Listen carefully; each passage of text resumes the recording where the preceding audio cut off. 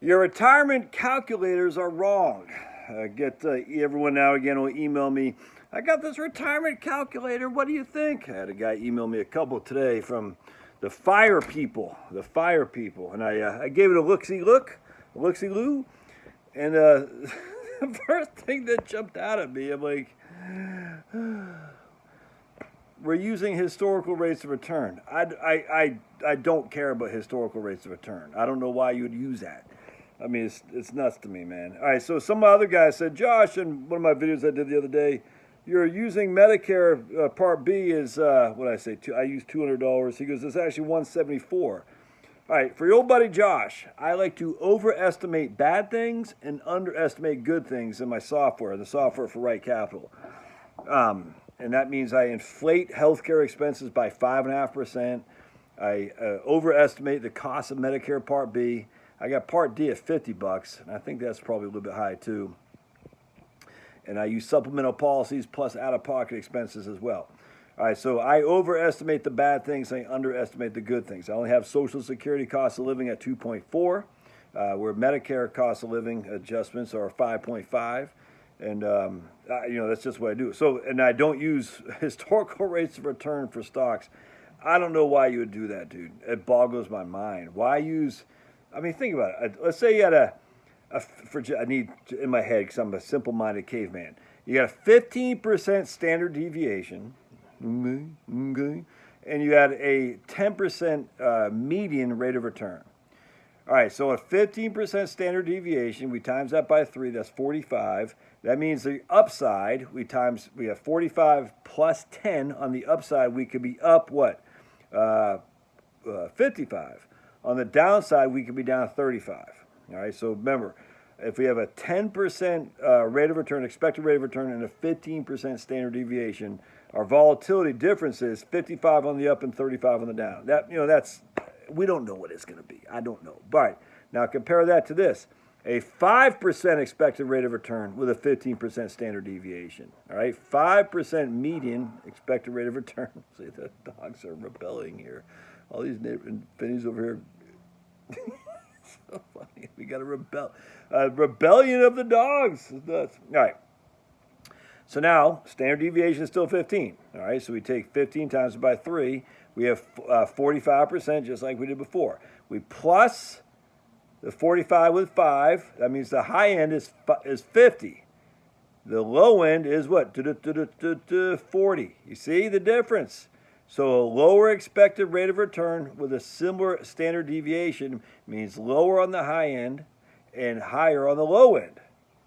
Because before we had a 35% downside risk, and now we have a 40% downside risk because we have a lower expected rate of return. I hope that makes sense. So I am very cautious of using, in fact, anything that uses historical rates of return where a 10 to 12% historical rate of return on large cap stocks. I don't know.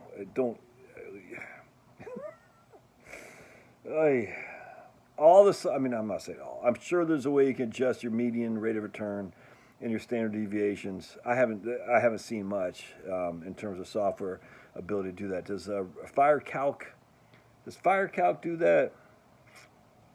I can't remember FireCalc. Let me look at firecalc.com. Oops, sorry. Oh, it's okay, baby.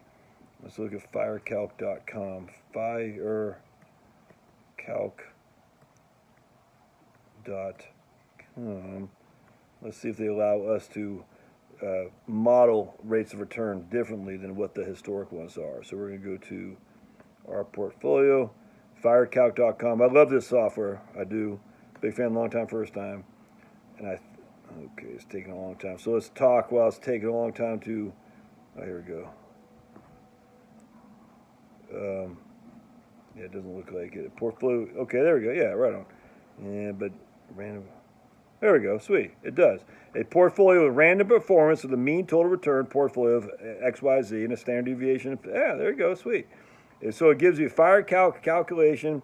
Should be based on a portfolio invested in historical rates of return, a mixed portfolio, A portfolio with consistent growth rate, don't do that unless you got a fixed rate of return, i.e. a fixed annuity or something like that. Or a portfolio with random performance, a mean portfolio, that's our standard, that's our median, not our median, that's our mean, or expected rate of return, 5. And a variable of, that's your standard deviation. Oh, dude, that's fantastic. And firecalc.com kicks ass. I love it. Anyway, so if you're not changing those numbers and you're just using historical rates of return, you're freaking wrong, dude. You're way over optimistic, man. I'm not. I'm from Maine. I'm an island in the coast of Maine, on Peaks Island, Maine, in Casco Bay. Things get bad in the Northeast, dude. When things get bad, that's why we're natural preppers up there. Because, like, dude, the wintertime comes, you're in a world of hurt if you're not prepared. That's a doggone fact. So I always like to assume the worst and pray for the best. And if I can get by, life is good. So again, today I'm, 52 years old and something. I've set a record. Today I've set a record for how many consecutive days I've I'm above ground.